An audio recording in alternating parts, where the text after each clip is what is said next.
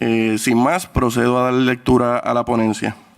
Cumpliendo con las disposiciones de la Ley 197 de 2002, del 18 de agosto, según enmendada, que es la ley del proceso de la transición, la administración de los sistemas de retiro de los empleados del gobierno y la judicatura y el sistema de retiro para maestros, tiene el honor de presentar a este comité su ponencia sobre el informe de transición gubernamental 2021.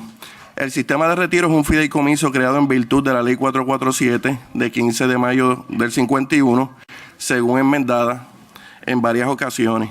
Dicho fideicomiso se nutría de las aportaciones de los participantes activos, del patrono y del rendimiento de las inversiones.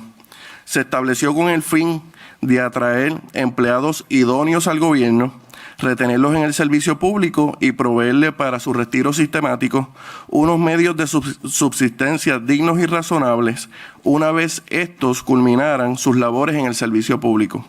Uno de los propósitos principales del sistema de retiro es proveer seguridad económica a través del pago de una pensión a todos aquellos servidores públicos que culminan sus funciones con el gobierno de Puerto Rico. Los fondos se utilizan y aplican en provecho de cada uno de los miembros participantes de nuestra matrícula, sus dependientes y o beneficiarios, para el pago de anualidades por retiro y o por incapacidad, anualidades y beneficios por defunción u otros beneficios según aplique. Desde su creación, el sistema de retiro administra dos tipos de planes de pensión: un plan de beneficio definido y un plan de contribución definida. El plan de beneficio definido se divide en dos estructuras.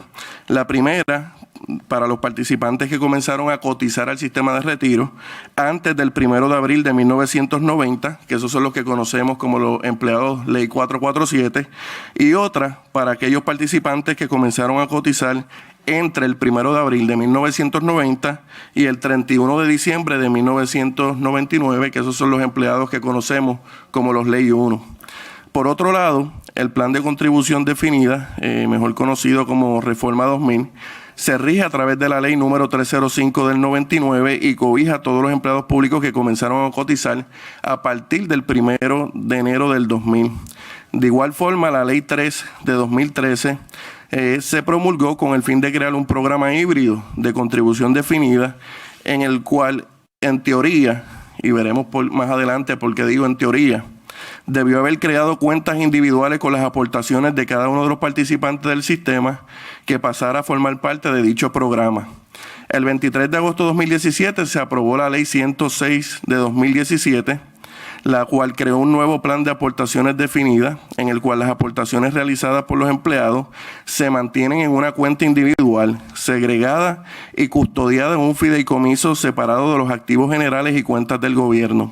A partir de la vigencia de la Ley 106-2017, todo participante de los sistemas de retiro que cualifique por la Ley 106 tiene que aportar de forma compulsoria a su cuenta de aportaciones definida un mínimo de un 8.5% de su retribución mensual hasta el tope que establece el Código de Rentas Internas vigente.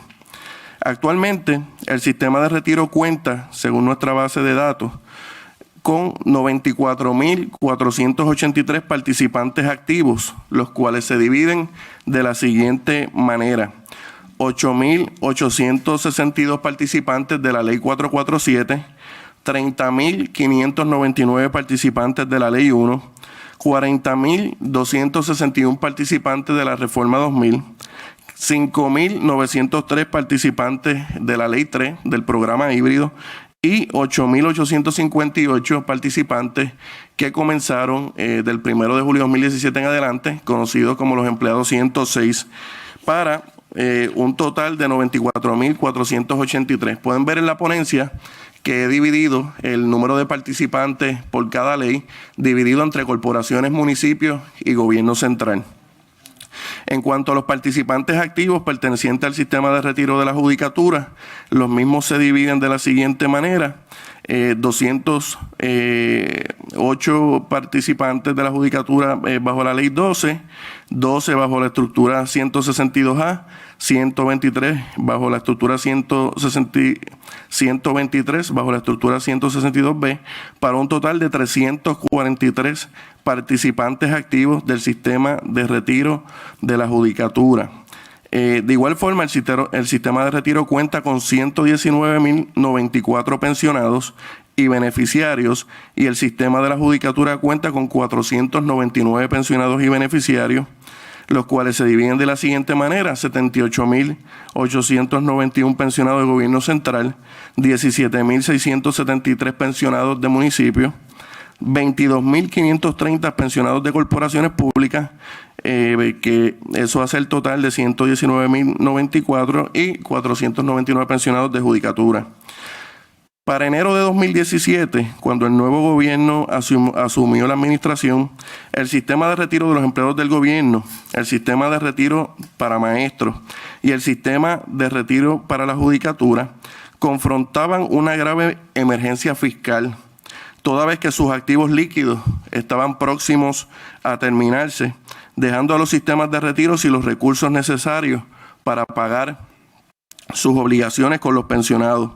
La crisis fiscal a la que hacemos referencia comenzó hace décadas y se fue agravando con el pasar de los años hasta llegar a la emergencia fiscal que enfrentamos en enero de 2017.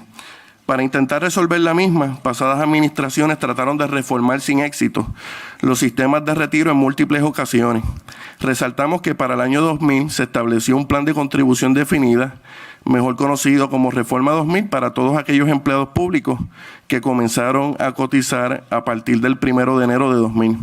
Además de esta reforma, la cual en cierta forma fue positiva para nuestros servidores públicos, la administración del doctor Pedro Rosselló inyectó al sistema de retiro de los empleados del gobierno de Puerto Rico cientos de millones de dólares para ayudar a paliar el déficit actuarial en la cual se encontraba. Durante los años 2000 al 2008, la salud fiscal de los sistemas de retiro continuó empeorando. A modo de ejemplo, podemos mencionar las nefastas consecuencias que tuvieron para el sistema de retiro de los empleados del gobierno de Puerto Rico las emisiones de bonos que se realizaron en el 2008. Por otro lado, bajo el mandato del gobernador Luis Fortuño, se aumentaron las aportaciones patronales de los sistemas de retiro con el propósito de solventar los mismos, inyectar fondos al sistema. Posteriormente, en el 2013, se realizó otra reforma a los sistemas de retiro con el propósito de salvarlos. Esa reforma fue nefasta, la conocida Ley 3 de 2013. Para nuestros servidores públicos, pues redujo significativamente sus beneficios, aumentó la edad de retiro y alteró las condiciones bajo las cuales estos servidores públicos se pueden retirar. Como si fuera poco, bajo esa administración del ex gobernador Alejandro García Padilla, se comprometió a realizar aportaciones adicionales a los sistemas de retiro a través del establecimiento de la aportación adicional uniforme para las corporaciones públicas y municipios y demás patronos, pero se incumplió en cierta forma con el pago de esa aportación adicional uniforme, lo que continuó empeorando la salud fiscal de los sistemas de retiro. Es decir, que durante el cuatrenio pasado le redujeron beneficios a nuestros servidores públicos y no se cumplieron con las obligaciones del gobierno a dicho sistema. Debido a múltiples razones, entre estas, aportaciones inadecuadas, aprobación de leyes especiales, programas mal diseñados de retiro temprano, cambios en la expectativa de vida de los participantes, inversiones fallidas, mala administración, emisiones de bonos que no resultaron en beneficio, y las infructuosas reformas no funcionaron y no fueron suficientes para salvar a los sistemas de retiro. Consecuentemente, los sistemas de retiro se encontraban al borde de la insolvencia, lo que significaba que el pago de las pensiones a nuestros retirados estaba seriamente amenazado si no hubiésemos actuado con diligencia, responsabilidad, prontitud, pero sobre todo con mucha sensibilidad. Es menester mencionar que tanto el gobierno central como el sistema de retiro de los empleados del gobierno de Puerto Rico se encuentran actualmente en un proceso de reestructuración bajo el título 3 de la Ley Promesa. A pesar de que las reformas que se han hecho no han sido efectivas, dejar de actuar nunca fue una opción para esta administración, para nuestra administración. El bienestar de los servidores públicos y de nuestros retirados siempre ha sido una prioridad para esta administración, y estoy convencido que también lo es para la administración del gobernador electo Pedro Pierluisi. Ante la realidad fiscal en la que se encontraban los sistemas de retiro, se analizaron con sumo detenimiento las alternativas disponibles y viables para atender la crisis fiscal de los sistemas. Primero, debido a la insolvencia inminente de los mismos, se consideró razonable y necesario que el Fondo General asumiera la responsabilidad y pagara las cantidades que los sistemas de retiro no podían asumir para hacer los pagos correspondientes a aquellos que le ofrecieron los mejores años de su vida al servicio público. No hacerlo representaba que nuestros retirados hubiesen quedado desprovistos de sus pensiones, con las consecuencias que ello supone para ellos, así como para el gobierno y para la sociedad en general. A esos fines, el 23 de agosto de 2017, se creó la Ley 106 de 2017, también conocida como la Ley, para garantizar el pago a nuestros pensionados y establecer un nuevo plan de aportaciones definidas para los servidores públicos. Mediante esta legislación se creó el sistema Pay As You Go, a través del cual se han continuado realizando todos los desembolsos de todas las pensiones de los sistemas de retiro, utilizando para ello los fondos del Fondo General, según contemplado en el Plan Fiscal Certificado.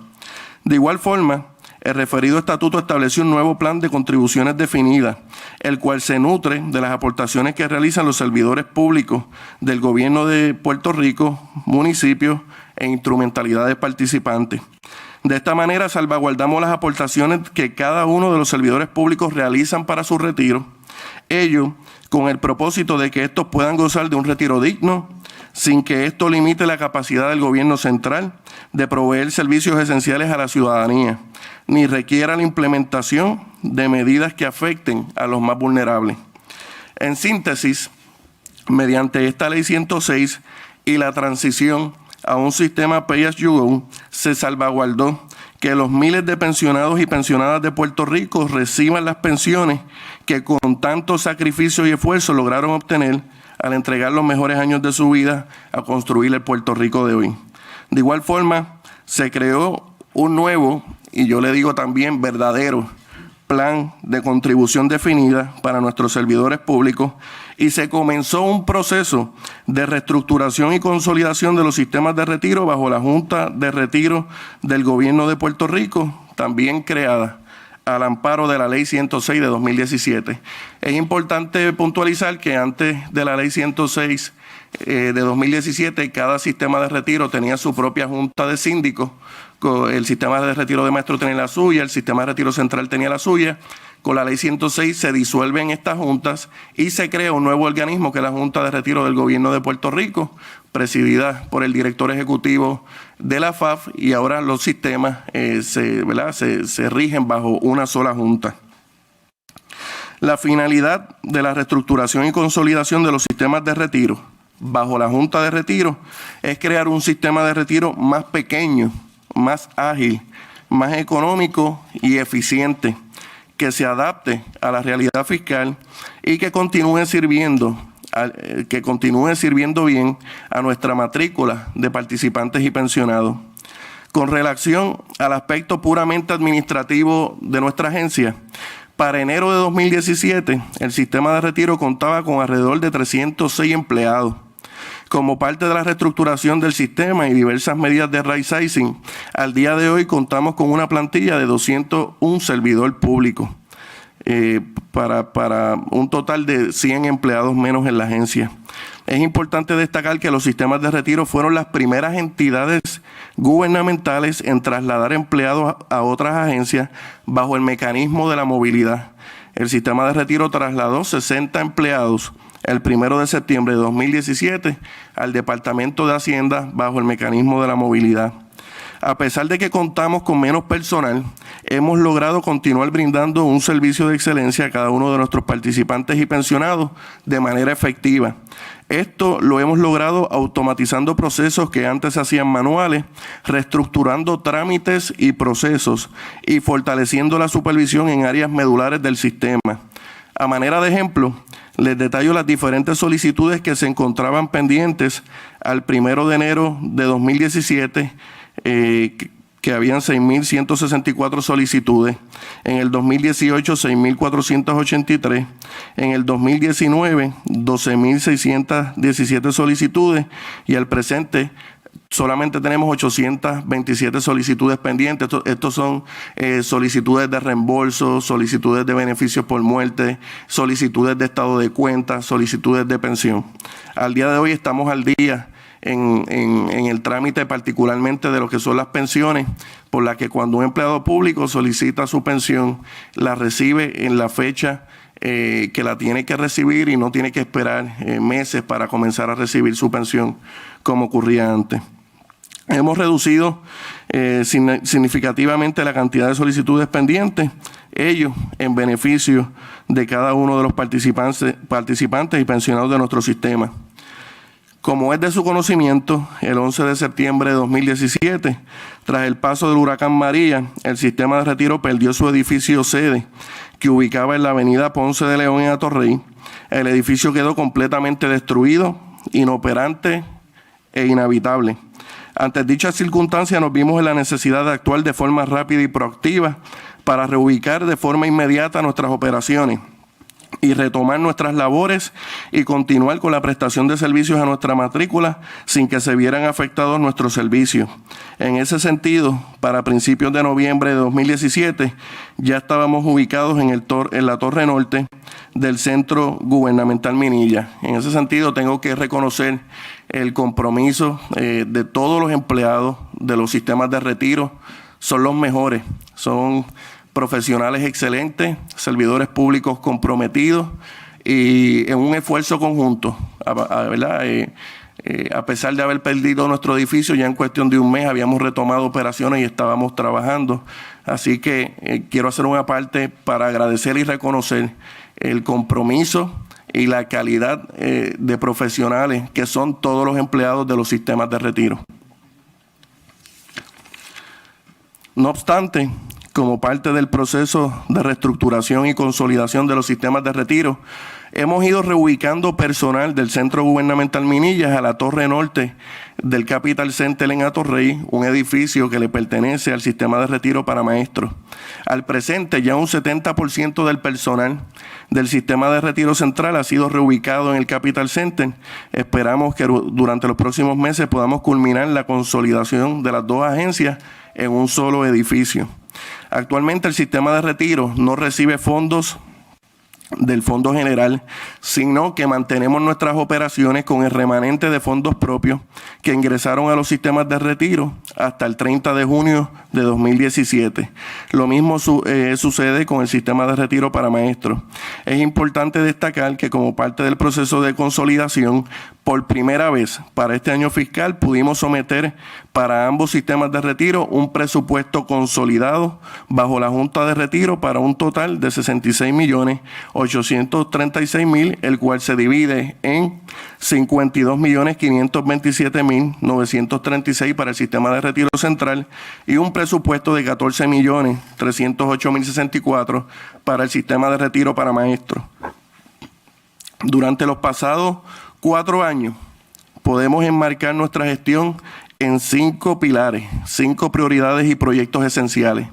El primero, el establecimiento del Pay As You Go. El segundo, la creación del nuevo plan de contribución definida para los servidores públicos. El tercero, el comienzo de la reestructuración administrativa y la consolidación de los sistemas de retiro. El cuarto, priorizar la emisión de los estados financieros y trabajar los distintos gaps necesarios para las distintas auditorías y priorizar el servicio al cliente y acelerar la tramitación de solicitudes pendientes ante los sistemas de retiro. En cuanto al proceso de Pay As You Go, la transición hacia el Pay As You Go requirió la creación de un nuevo andamiaje para la facturación y cobro del cargo Pay Go. Esto conllevó un proceso de orientación a todos los patronos participantes del sistema, cambios en programación, actualización y limpieza de nuestra base de datos, así como estructurar una nueva forma de proyectar el gasto de pensión y presupuestarlo. Para el año fiscal en curso se presupuestó 2 billones 2.5 billones para el pago de las pensiones de los pensionados de gobierno central, judicatura y del sistema de retiro para maestros. Con la transición hacia el PAYGO hemos podido garantizar las pensiones de todos nuestros pensionados a pesar de la insolvencia de los sistemas de retiro, y en ese sentido tengo que reconocer la labor del Departamento de Hacienda, la labor de la Oficina de Gerencia y Presupuesto y la labor de AFAF en lo que ha sido la implementación de este sistema Pay As You Go, que es un sistema nuevo que teníamos que implementarlo en poco tiempo, que funcionara para garantizar las pensiones de todos nuestros pensionados, y así se hizo y se cumplió. De igual forma, por primera vez en la historia, pudimos crear un nuevo y verdadero plan de contribución definida para todos nuestros servidores públicos. Ahora es el servidor público y no el gobierno el que decide cómo y dónde invierte su dinero para su retiro. Por primera vez, las aportaciones individuales de los servidores públicos están debidamente separadas y custodiadas en una cuenta en fideicomiso, y se han creado cuentas individuales para cada servidor público. Los servidores públicos tienen la opción de invertir su dinero en 11 fondos de inversión seleccionados por la Junta de Retiro, en fondos mutuos, bonos, acciones, fondos de fecha fija. ¿Verdad? El servidor público toma su decisión basado en su expectativa de retiro y en las expectativas que tiene de empleo. Obviamente un empleado que le queda más tiempo para retirarse, pues puede decidir invertir en inversiones más agresivas. Un empleado que le queda poco tiempo, pues normalmente tiende a seleccionar opciones más conservadoras. Para esto hemos llevado a cabo procesos de orientación para todos los coordinadores de retiro y directores de finanzas de las distintas agencias participantes. De igual forma nos encontramos en proceso de orientar a los empleados públicos de las distintas agencias, de las cuales ya han sido orientados sobre 80 patronos. Ahora estamos mediante Teams orientando a los patronos sobre el nuevo Plan 106, cómo funciona el plan, qué opciones tiene el participante, cuáles son los fondos de inversión. Y ya hemos logrado el esfuerzo de orientar sobre 80 patronos y continuaremos. Es importante que este plan de contribución definida trató de hacerse sin éxito en el 2000 y luego en el 2013, donde las aportaciones de los participantes nunca fueron segregadas y las cuentas de los participantes nunca se individualizaron. En cuanto a la reestructuración administrativa y consolidación de los sistemas de retiro, hemos encaminado los procesos para la externalización de las funciones de los sistemas de retiro. Hemos implementado medidas de right sizing en ambos sistemas. Hemos diseñado adiestramientos para que el personal de retiro central pueda hacer las funciones del personal de retiro de maestro y las aprenda, y viceversa. Hemos automatizado procesos que antes se trabajaban manuales o requerían de más personal para efectuarse. Hemos comenzado con la integración física y administrativa de los sistemas de retiro. Sometimos un presupuesto consolidado para ambas agencias bajo la Junta de Retiro, entre otras gestiones conducentes a crear un sistema de retiro más pequeño, moderno, económico y más efectivo. En lo referente a los estados financieros, que es de alta prioridad para el gobierno, logramos emitir los estados financieros del sistema de retiro central y del sistema de retiro para maestros del año 2017. De igual forma, nos encontramos trabajando los GASB 73, 75 para los estados del 18, del 19 y 20. Todo esto se encuentra encaminado para, ¿verdad?, con lo que hemos contado con total colaboración del Departamento de Hacienda. Realmente el trabajo de los estados financieros ha sido un trabajo en equipo. Por último, hemos dado especial énfasis a mejorar y agilizar el servicio a nuestros participantes y pensionados y a trabajar las solicitudes pendientes por distintos conceptos en el menor tiempo posible. En esa dirección se identificaron y se adiestraron nuevos coordinadores de retiro, se readiestraron a todos aquellos coordinadores que presentaban dudas al momento de radicar los casos. De igual forma, revisamos y actualizamos todos los formularios y solicitudes existentes, trabajamos alianzas de colaboración con asociaciones de pensionados para orientar a sus miembros en sus sedes, creamos un sistema de turnos para atender al público sin que tengan que esperar que entre su llamada y sin tener que visitar nuestras facilidades, y se diseñó un agresivo plan de trabajo para procesar solicitudes pendientes de años anteriores. Asumimos la administración del sistema de retiro con una serie de retos fiscales, administrativos y operacionales que había que atender con urgencia. No obstante, hemos trabajado sin descanso para ejecutar la política pública de esta administración de proteger las pensiones de todos nuestros retirados, quienes constituyen parte de nuestra población más vulnerable. Continuar poniendo parchos y reciclando reformas no fue una opción para esta administración.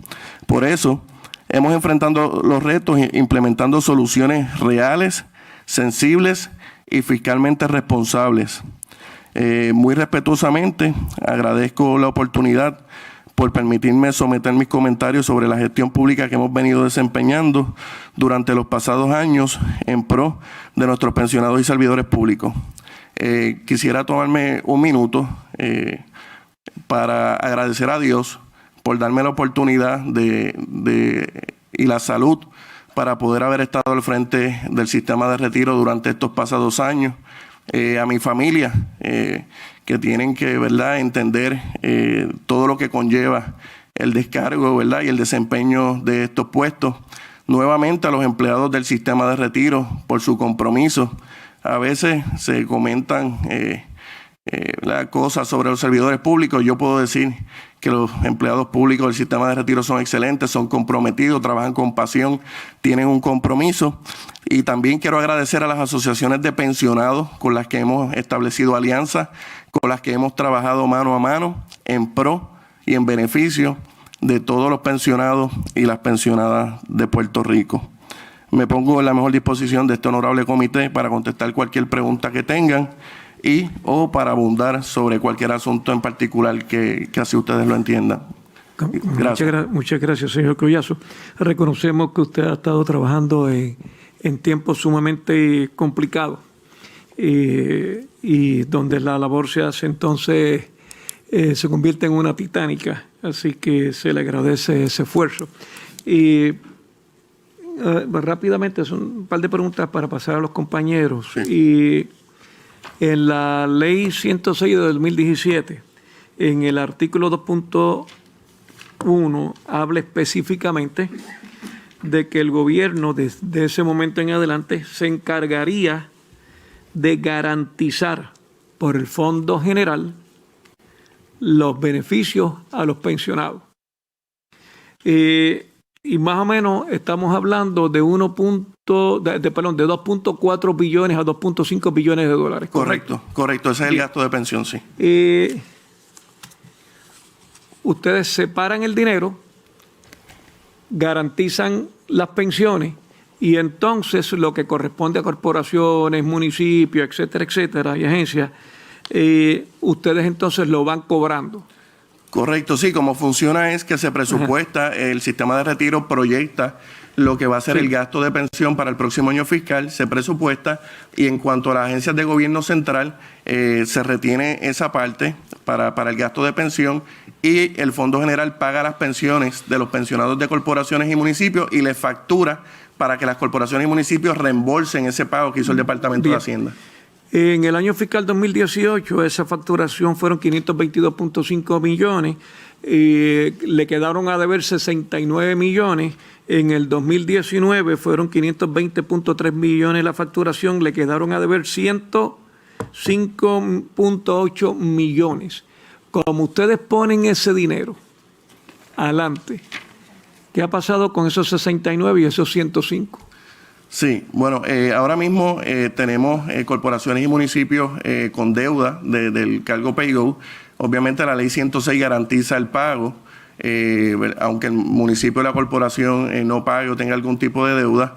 Nosotros estamos realizando todas las gestiones de cobro al amparo del artículo 3.5 de la ley 106, siguiendo el procedimiento que es enviar una comunicación, una certificación de deuda a la corporación y municipio para que emita el pago o para que se acoja a un plan de pago y de no hacerlo, de no recibir ninguna de las dos, entonces enviamos una segunda carta con copia al CRIM en caso de los municipios y con copia a la FAF, OGP y Hacienda en caso de las corporaciones para que retenga de alguna remesa disponible esas cantidades adeudadas.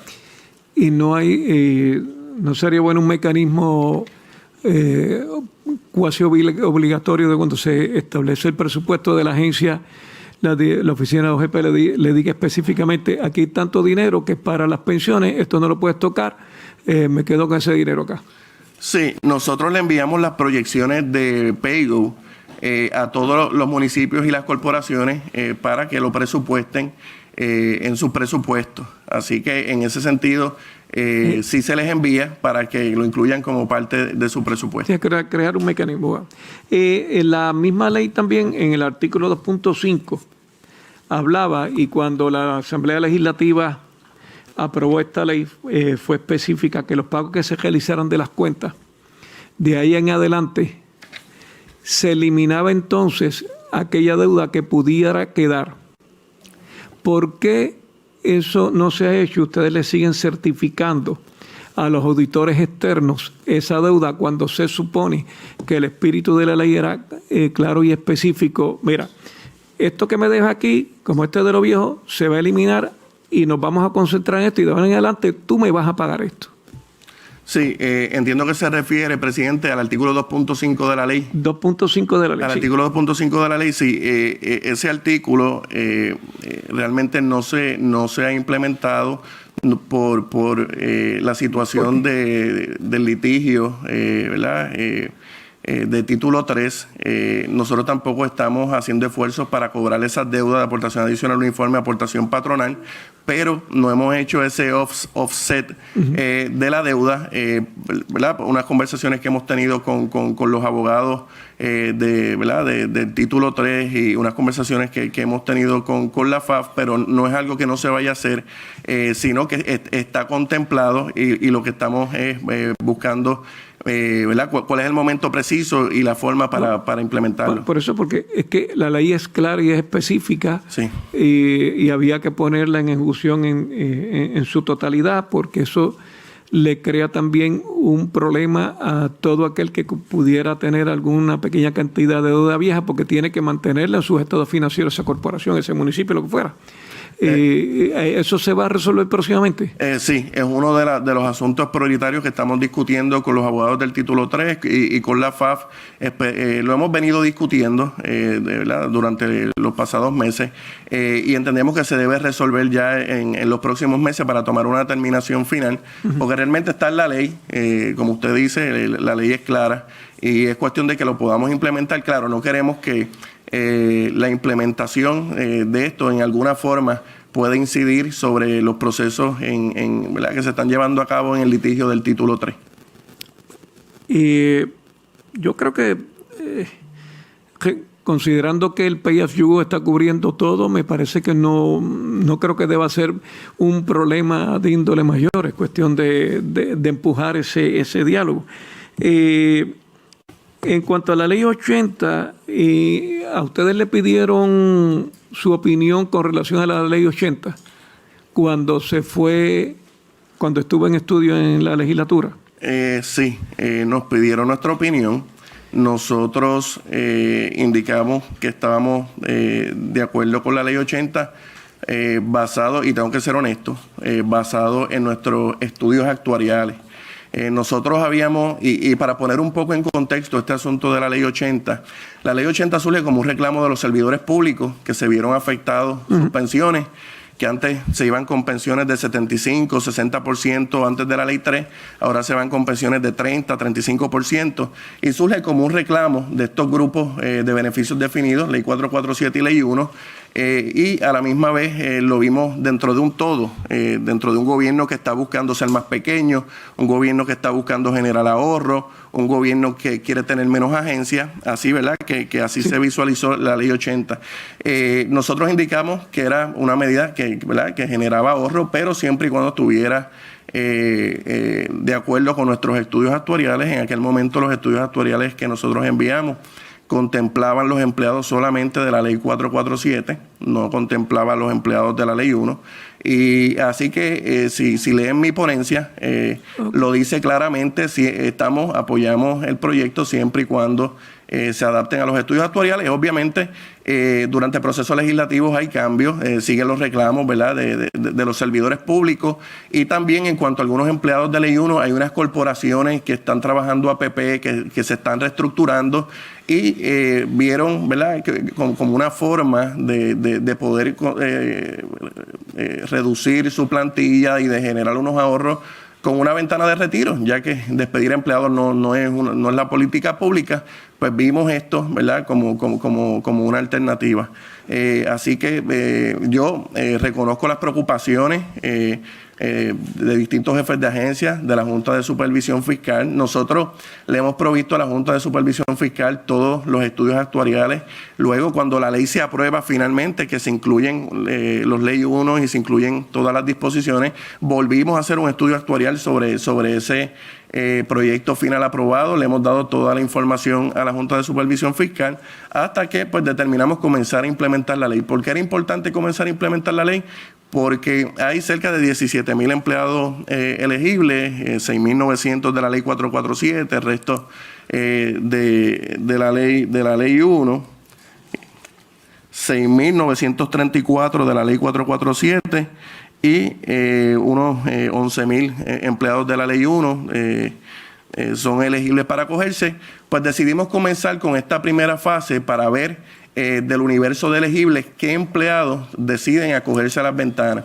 De las ventanas de retiro nunca participa el 100% de los empleados, así que era importante para nosotros porque los estudios actuariales estaban basados en que se hicieron varias proyecciones con el 100% de participación, con el 70% de participación, con el 50%.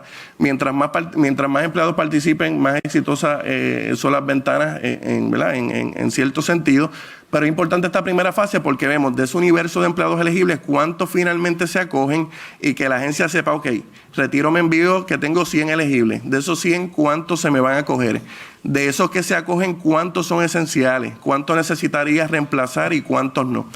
Cuando nosotros tengamos esos registros que las agencias nos los envíen, que tienen 30 días para enviarlo luego de culminado el periodo de elección, ahí podemos tener una proyección real de cuántos se acogieron, de quiénes son esos empleados, si son de corporaciones, cuántos son de corporaciones, cuántos de municipios, cuántos de gobierno central, y que las agencias nos digan de estos elegibles, de estos que solicitaron, necesito reemplazar tanto, y entonces sentarnos nuevamente con la Junta de Supervisión Fiscal y discutir la viabilidad de la ventana. ¿Qué pasaría si de momento la Junta de Control Fiscal determina que la ley no puede ir y nos tumban la ley en los tribunales y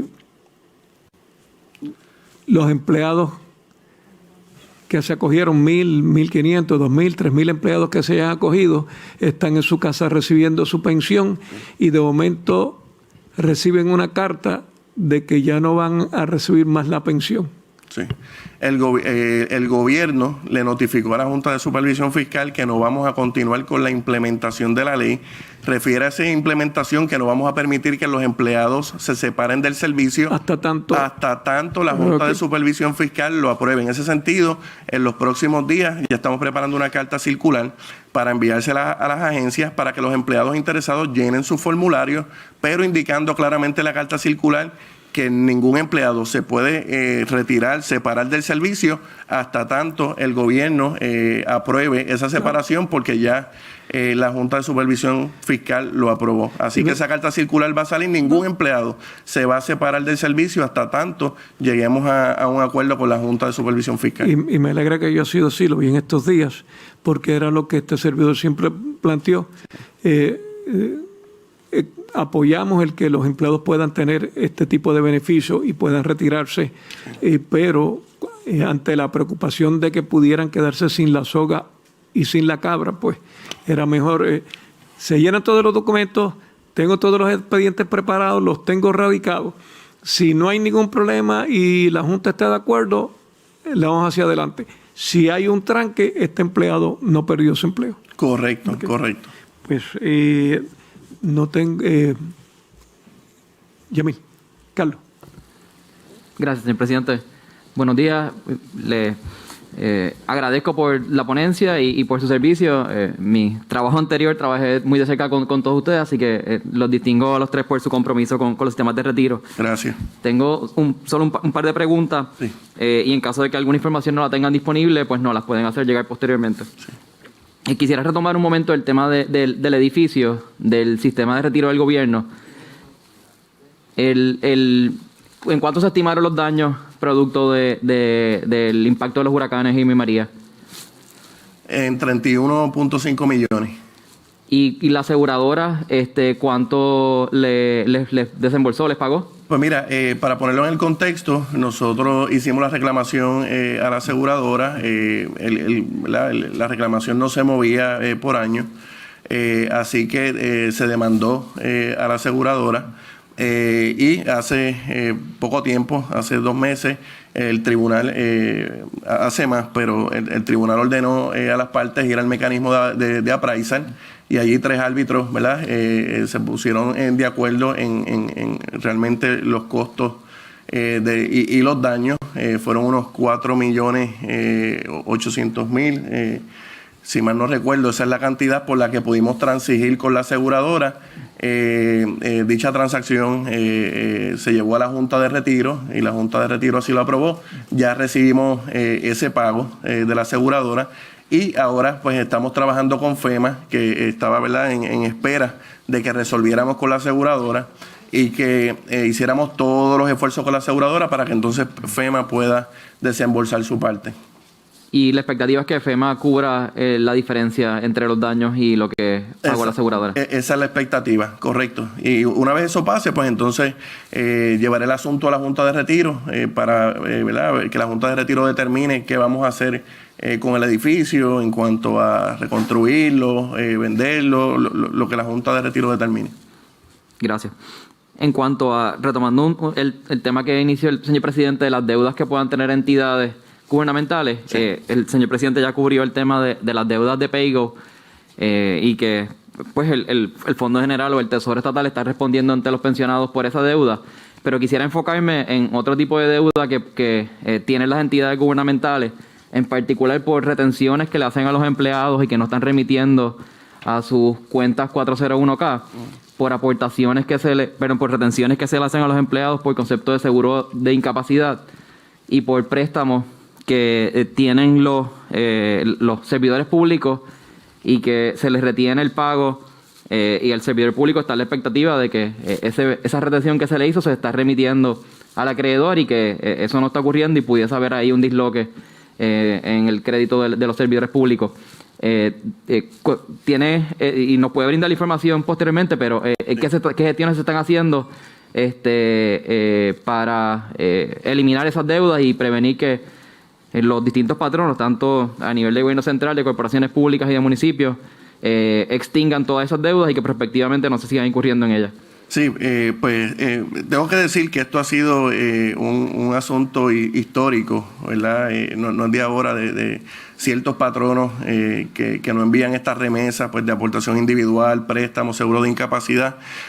Nosotros hemos estado atendiendo el asunto basado en lo dispuesto en el artículo 3.5 de la ley 106, que es igual al procedimiento para cobrar las deudas del PayGo, que es que enviamos cartas a los patronos y le damos seguimiento al cobro con una segunda carta si es que ¿verdad?, no responden a la primera carta.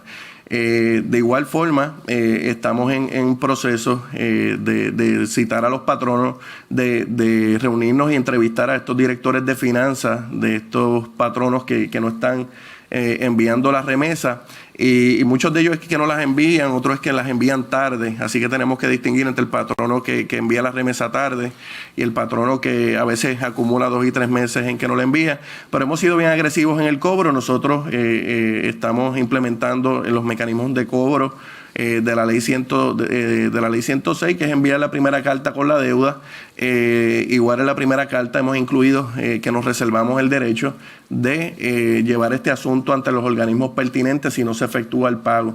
Así que nosotros no descartamos de llevar este tipo de deuda si el patrono no paga al foro pertinente para que se tome algún tipo de acción contra el jefe de la agencia o contra el patrono. Incluso en el pasado la Junta de Supervisión Fiscal ha amenazado con referir al Departamento de Justicia, tanto estatal como federal, sí, a esos patronos que están reteniendo a los empleados. Sí, definitivamente, y no es aceptable. No hay razón alguna para no enviar estas remesas. O sea, estas remesas no representan un costo para el patrono. Estas remesas salen de la compensación del patrono para seguro de incapacidad, préstamo, aportación individual. Así que es totalmente inaceptable. Para la Junta de Retiro es inaceptable que esto esté sucediendo, y así que nosotros vamos a utilizar todos los mecanismos que tengamos en ley para asegurarnos que esta práctica no siga. De igual forma, hemos contemplado varias enmiendas a la ley 106 como para disponer para el pago de intereses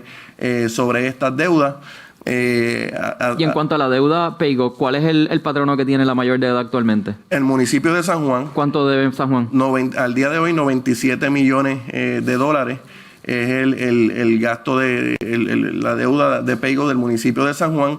Los pagos que se han hecho del Peigo de San Juan ha sido a través de la ley 253 o a través del CRIM, pero el municipio de San Juan no ha pagado. ¿Y esa es deuda que se viene acumulando por los últimos 3 o 4 años? Desde que comenzó el Peigo. Desde que comenzó el Peigo, el 1 de julio de 2017, el municipio de San Juan no ha pagado, no ha realizado un pago para los pensionados.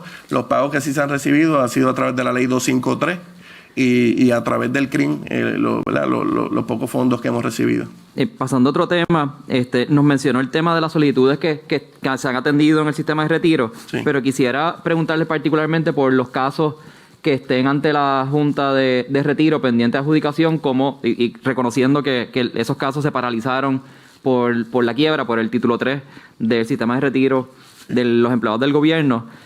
Pero cómo se han ido atendiendo posteriormente luego de las modificaciones a esa paralización automática, y cuál es la expectativa en cuanto a esos casos. Pues mira, ahora mismo tenemos alrededor de 1.300 casos, de los cuales 685 casos ya están prácticamente listos para que la Junta de Retiro los vea y emitir las resoluciones finales correspondientes. ¿Son casos principalmente de incapacidad? Casos de incapacidad en su mayoría, cuando el sistema de retiro otorgaba pensiones de incapacidad antes del 30 de junio del 2013. Hay casos de reembolso y otro tipo de reclamaciones. Y los restantes 600, 700 casos ya están todos encaminados en vistas de estatus, vistas administrativas. Obviamente se afectó primero por la pérdida del edificio, relocalizar las oficinas, todo eso atrasó las vistas. El stay que se vino a levantar de esos casos en enero de 2019, no podíamos celebrar vistas debido al stay del título 3. Luego con la pandemia, así que hemos visto, pero hemos hecho un plan de trabajo y la expectativa es que para el próximo año todos estos casos estén resueltos y puedan ser notificados. Para eso hemos diseñado un plan de trabajo agresivo de citar para vistas, y nosotros la expectativa, la meta es que para el año que viene todos estos casos estén debidamente notificados. Y en cuanto a la composición de la Junta, actualmente, de la Junta de Retiro, ¿actualmente hay vacantes o puestos que estén vencidos y que vio ver la persona que está actualmente ocupando algún cargo? Sí, actualmente la Junta de Retiro consta de 13 miembros. Está la vacante, hay 3 vacantes, entiendo que el representante de los maestros retirados venció, que hay que atenderlo también. Así que 3 vacantes y un miembro, un nombramiento de un miembro de la Junta que venció. Y pasando entonces al tema del nuevo y verdadero plan de aportaciones definidas, ¿cuántos empleados o servidores públicos se han inscrito en el portal que se creó para que puedan manejar su cuenta? Pues mira, se han registrado, la última cifra me la dieron ayer, 36,000 empleados públicos ya han ingresado a sus cuentas. Obviamente, ¿verdad? No nos satisface el número, pero nos complace, pero no nos satisface. ¿Cuántos quedan pendientes entonces? Son 102,000, 103,000 participantes que no han entrado a su página, ¿verdad? Para crear su cuenta, elegir sus inversiones, llenar su información. Para eso estuvimos reunidos esta semana. Para diseñar un plan de comunicación masiva a través de los coordinadores para que las personas entren, ¿verdad? Que las personas, porque obviamente el sistema viejo era que pues el gobierno manejaba mis inversiones, yo no tenía que hacer nada, no tenía que entrar a ningún sitio, y obviamente es un programa nuevo que el servidor público se está adaptando y lo está conociendo, así que ha sido un esfuerzo monumental. Vamos a estar próximamente realizando una estrategia de comunicación masiva para exhortar a los empleados públicos a que entren y creen sus cuentas. Así que en esa dirección vamos a estar trabajando, porque es importante. También de ese plan ya sacamos las primeras 2 fases. La tercera fase es que los empleados públicos puedan hacer préstamos contra esas aportaciones. Esa era otra de las preguntas que le iba a mencionar. Contra esas aportaciones, y sabemos que cuando lancemos este programa de préstamos, el empleado para solicitar el préstamo tiene que entrar a la página. ¿Y tiene una expectativa de cuándo se estaría implementando esa fase? El lunes tuvimos una reunión con el administrador externo sobre eso y sobre los asuntos pendientes. Es una de las prioridades para el primer trimestre, ¿verdad? del semestre que viene, que podamos ejecutar. Pues ya han habido conversaciones, ya hemos discutido más o menos el diseño de cómo sería el programa. Es cuestión de que entonces le podamos dar paso. Y esta información no sé si la tiene disponible, pero si no, nos puede hacer llegar posteriormente. Pero ¿cuántos empleados han aumentado su aportación? El mínimo siendo 8.5, ¿cuántos han aumentado su aportación? Y ¿cuánta, en términos monetarios, cuánto ha sido la ganancia por el rendimiento que han tenido los empleados públicos en el nivel agregado desde que se segregaron las cuentas y desde que se empezó a segregar el dinero, primero de manera englobada en el fideicomiso y luego de manera individualizada? ¿Cuánto han sido las ganancias que han obtenido los servidores públicos producto de sus inversiones o de la inversión de ese dinero, primero de manera global y luego pues de manera particularizada según lo determine cada empleado público? Sí. Si no tiene ese número, no lo puede hacer llegar. Sí, lo tengo. El último perfecto. reporte que vi, alrededor de 130, 140 empleados habían aumentado su aportación, unos a un 10, otros a un 12, pero más o menos esa es la cantidad, 130, 140 empleados. En cuanto a los activos ahora mismo, ¿verdad? El dinero en el plan, hay 747,570,858, de los cuales 1,658,214 son los intereses que ha generado ¿verdad? Este dinero.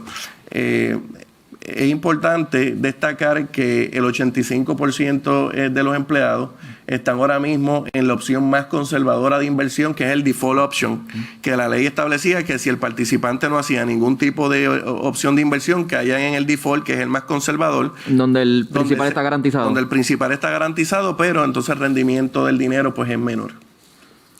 Y la última pregunta, en cuanto a el seguro de incapacidad de los policías, en años recientes pues se logró que la Junta de Supervisión Fiscal accediera a mejorar ese seguro. ¿Eso ya está implementado y cuáles han sido los beneficios que se han logrado? Eso ya está implementado.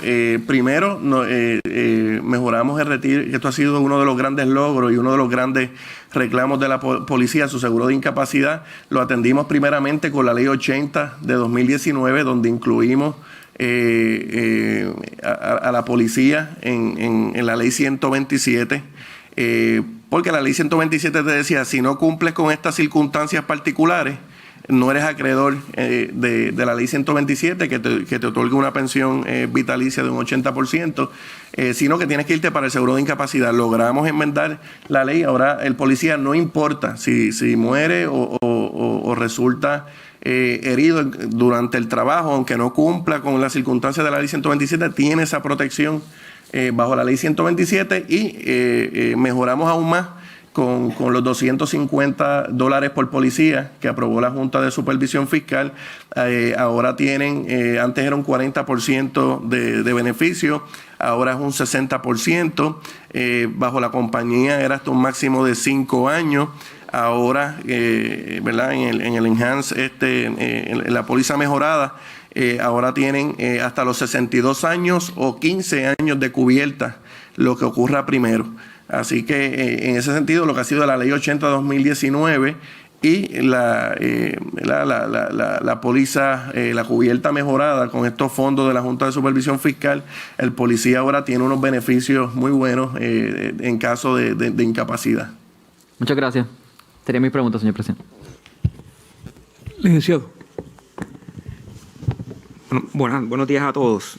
Tengo varias preguntas que hacerle. La primera que le quería hacer es que me aclare, porque estaba mencionando ahorita que el sistema de retiro había hecho un actuarial inicial, y en ese actuarial inicial que había hecho solamente era para los empleados de la ley 447, y que ustedes estaban de acuerdo en que solamente que apoyaban un retiro incentivado si era acorde al actuarial. La pregunta que le hago para aclarar la duda es si sistemas de retiro no está apoyando que los pensionados de la ley 1, o sea, los participantes de la ley 1 se acojan. Sí. Bueno, ciertamente la ley 80 es ley, ¿verdad? Está en vigor. Puedo entender el asunto de los empleados de ley 1 porque pues, tengo información de corporaciones que se están reestructurando, tienen muchos empleados de la ley 1, me dicen, pues, ¿cómo lo puedo hacer? ¿Cómo puedo hacer un right sizing? ¿Cómo puedo externalizar? Si no, ¿verdad? Se acogen estos empleados a un retiro temprano. Así que obviamente, ¿verdad? Ninguna ley es perfecta. Bajo otras ventanas también se le daba la facultad al patrono de que el patrono pudiera determinar qué empleado se iba, qué empleado no se iba. Esta ley pues no permite, ¿verdad? esa opción. Nosotros lo que queremos ver realmente finalmente cuántos se acogen, cuántos ley 447 se acogen, cuántos ley 1, de qué agencia, qué impacto va a tener en corporaciones, qué impacto va a tener en municipios, qué impacto va a tener en gobierno central, pero inicialmente la visión fue estos empleados de la ley 447, pues son los empleados de mayor antigüedad. Tenemos como cerca de 2,000 empleados de la ley 447 que aunque han cumplido la edad de retiro continúan trabajando, porque antes iban con 75% y ahora dice, pues para irme con una pensión de 38 yo seguiré aquí hasta que aguante. Así que en ese sentido y en el contexto de buscar ahorro y de propiciar un gobierno más pequeño, pues el sistema de retiro siempre ha estado a favor, ¿verdad? de una ventana. También la forma como se estructuró ya ante las ventanas, los empleados que se acogían pasaban a formar parte de la nómina del sistema de retiro y pasaban a representar un gasto mayor al sistema de retiro. Con esta ventana ese beneficio permanece atado a la nómina del patrono. Así que sí, se hicieron, ¿verdad? Un diseño particular para que la ventana pudiera ser viable, pero originalmente la idea del sistema de retiro era que fuera los empleados ley 447. Le pregunto porque en esta carta del 21 de octubre del 2020 que le envía la Junta de Control Fiscal al gobierno de Puerto Rico, el gobierno de Puerto Rico le envió una información a la Junta de Control Fiscal y dice que se van a ahorrar aproximadamente 2.600 millones de dólares. Y yo le pregunto si esos 2.600 millones de dólares son los de la ley 447 y no incluyen a los de la ley 1. Sí, los incluyen. Ahí ya los incluyen. Sí. Y quiero que me aclare, porque la Junta de Control Fiscal está planteando que los informes actuariales que hizo Interum no analizaban realmente la aplicación de la ley 80 y quisiera, 80, 81, 82, y quisiera que nos aclarara, pues para que esta carta se hace pública, si en efecto esos informes actuariales pues se hicieron tomando en consideración una proyección de los ahorros que iban de esos empleados en el sistema y no las interioridades de la ley 80 y su aplicación. Sí, los estudios actuariales se realizaron, ¿verdad?, basados en la data que teníamos y basados en la ley. La Junta lo que dice es, mira, ustedes, el argumento de la Junta es que no tomamos en cuenta los ahorros ya contemplados en el plan fiscal y las personas que ya se estaban supuestas a retirarse en el plan fiscal. Atendiendo esa preocupación de la Junta, hemos sostenido conversaciones. Nuestros actuarios han hablado con los actuarios de la Junta de Supervisión Fiscal para tratar de acordar en los números. Pero nosotros cuando hacemos el estudio actuarial, nosotros lo hacemos basado en la data que tenemos, en los empleados elegibles, en los salarios y los ahorros que se pueden generar de la ventana y basado en lo que dispone la ley. Así que realmente la Junta indica que tiene un costo de 7 billones, 8 billones. Yo personalmente no he visto los números de la Junta, pues nosotros le dimos los números a ellos. Yo no he visto los números de ellos ni realmente, ¿verdad?, cómo lo sacaron, pero estamos, ¿verdad?, en la mejor disposición de seguir hablando con la Junta, de tomar en cuenta lo que ellos establecen en cuanto al plan fiscal y poder llegar a un entendido. Claro, si de un 100% que se le paga al empleado más beneficios marginales, tú le vas a pagar un 50%, pues técnicamente ahí tienes un ahorro. Y si vemos la nómina de los empleados de Ley 447, que son unos 300 millones, 400 millones anuales, pues de un 50%, si todos esos empleados se acogieran, pues tuvieras un ahorro de 150 millones. Claro, el asunto es cuánto de eso vas a tener que reemplazar, cuánto las agencias necesitan, y ahí es que está el asunto neurálgico, por lo que le hemos dicho a la Junta, déjame auscultar quiénes se quieren acoger y que las agencias me digan de esos que se quieren acoger cuánto tienen que reemplazar, para entonces nosotros poder tener un panorama más claro y discutir el asunto con la Junta. Y le pregunto, esto es un refrán bastante popular, en el proceso no pusimos los bueyes detrás de la carreta, no debimos de haber hecho eso primero. Tratar de identificar si la ley establecía un proceso de unos empleados esenciales que había que sustituir, no debimos de haber tratado de recopilar esa data, porque el sistema como está corriendo, según la carta circular del Departamento del Sistema de Retiro, básicamente establece un proceso donde el empleado básicamente entre el 15 y 20 y pico de diciembre tenía que acogerse irrevocablemente un proceso. Y corría un proceso que los jefes de agencia no tenían ningún tipo de autoridad para detenerlo. No debimos de haber hecho algún tipo de preintervención, de tratar de descubrir primero cuáles eran esos empleados esenciales que había que reclutar nuevamente, entendiendo que eso es obvio y es previsible que era un aumento del presupuesto de cada agencia. Aumentar el pay-go por un lado, aunque yo reduzca la nómina, aumento el pay-go. Aumenta el pay-go porque... No se aumenta el pay-go, no, porque... volvemos, no pasarían estos empleados a formar parte de la nómina del pay-go, sino que continuaría ese 50% atado a la nómina de la agencia. O sea que el patrono seguiría pagando ese 50% en la misma forma y manera que lo haría que si pagara el salario del empleado. Así que ese 50%, el patrono haría el ajuste en nómina. De $3,000 que se gana mensual ese empleado, ahora se le va a pagar $1,500 como retirado bajo ley 80. O sea que como no pasa el pay-go, entonces eso va a tener el impacto de reducir entonces la partida de nómina y la capacidad de los patronos para poder recontratar personal.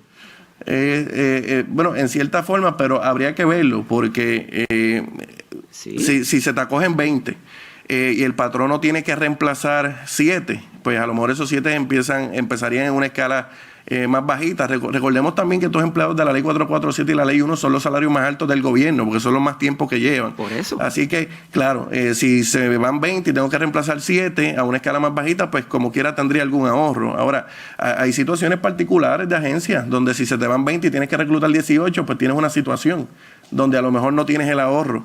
Por eso es que decidimos, y nosotros fuimos bien cuidadosos, esto es importante decirlo, y bien responsables al momento de implementar esto. Esta ley se firmó el 3 de agosto. Y del 3 de agosto al 15 de octubre que emitimos la carta circular, hemos estado hablando con la Junta, teniendo conference calls semanales con la Junta, enviándole todo lo que la Junta nos ha pedido y más, que mucha información de la que le enviábamos, a veces nos pedían más porque esto es una cuestión técnica y entonces, ¿verdad?, no lo entendían.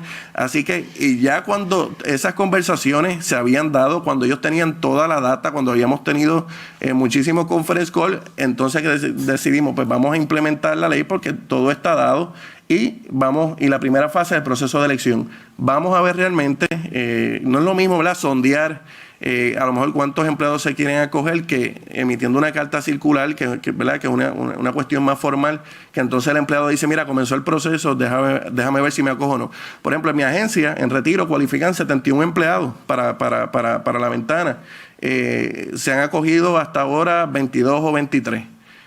A menos del 50%, y así va a variar, ¿verdad?, de agencia en agencia, y es lo que le hemos dicho a la Junta, dame el espacio para ver qué empleados se quieren acoger y que las agencias, porque las agencias no tienen que que regresara a nosotros el registro de elegibles, diciendo, de estos 50 que me enviaste, 25 se acogieron, este lo tengo que reemplazar, este lo tengo que reemplazar, este no.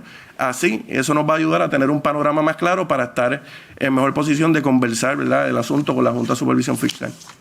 Le voy a hacer otras preguntas que están dirigidas a la Ley 106. Sí. El artículo 2.2 establecía la creación de un registro Sí.